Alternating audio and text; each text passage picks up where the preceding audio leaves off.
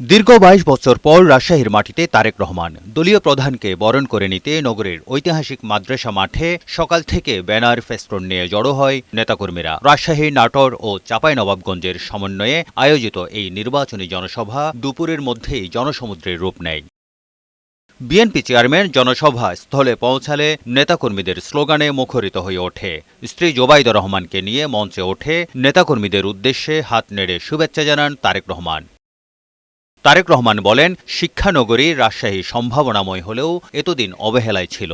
ক্ষমতায় গেলে বরেন্দ্র প্রকল্প সঠিকভাবে চালু করা হবে। পাশাপাশি আইটি পার্কগুলো সচল করা, পদ্মা ব্যারেজ নির্মাণসহ রাজশাহীকে কৃষি শিল্পনগরী হিসেবে গড়ে তোলার প্রতিশ্রুতি দেন বিএনপি চেয়ারম্যান।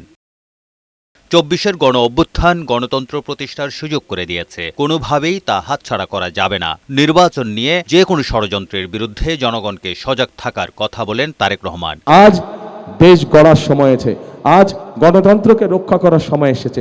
আজ আমরা ধর্ম দেখতে চাই না, আমরা দেখব ভোটার, আমরা দেখব মানুষ, আমরা দেখব সে বাংলাদেশি। তার সবচেয়ে বড় পরিচয় সে বাংলাদেশি, তার সবচেয়ে বড় পরিচয় সে গণতন্ত্রের বিশ্বাসী। আরেকটি মহল ষড়যন্ত্র শুরু করছে, ভেতরে ভেতরে ষড়যন্ত্র করছে কিভাবে এই নির্বাচনকে ক্ষতিগ্রস্ত করা যায়, কিভাবে বাধাগ্রস্ত করা যায়। আজ এখানে হাজার লক্ষ মানুষ যারা আপনারা উপস্থিত হয়েছেন, আপনারা সহ আপনারা যত মানুষের সাথে দেখাবে প্রত্যেককে বলবেন যে আগামী 12 তারিখে নির্বাচন যাতে কেউ বানচাল করতে না পারে সেজন্য সকলকে সতর্ক থাকতে হবে। 12 তারিখে ধানের শীষ জয়যুক্ত হলে পরে ইনশাল্লাহ 13 তারিখ থেকে শুরু হবে জনগণের জয়যাত্রা। বিএনপি সবসময় শান্তি চায় জানিয়ে দলীয় প্রধান যে কোনো অনাকাঙ্ক্ষিত ঘটনা সুষ্ঠু তদন্ত করতে সরকারের প্রতি আহ্বান জানান। আমরা ঝগড়া ফ্যাসাদ বিবাদের মধ্যে যেতে চাই না, এবং যেতে চাই না বলেই আজ আমি এখানে দাঁড়িয়ে কারো কোনো সমালোচনা করছি না। কিন্তু কোথাও যদি কোনো অনাকাঙ্ক্ষিত কোনো ঘটনা ঘটে থাকে, অন্তর্বর্তীকালীন সরকার আছে, তাদেরকে বলবো সঠিক সুষ্ঠু তদন্ত করুন, সঠিক সুষ্ঠু তদন্ত করুন।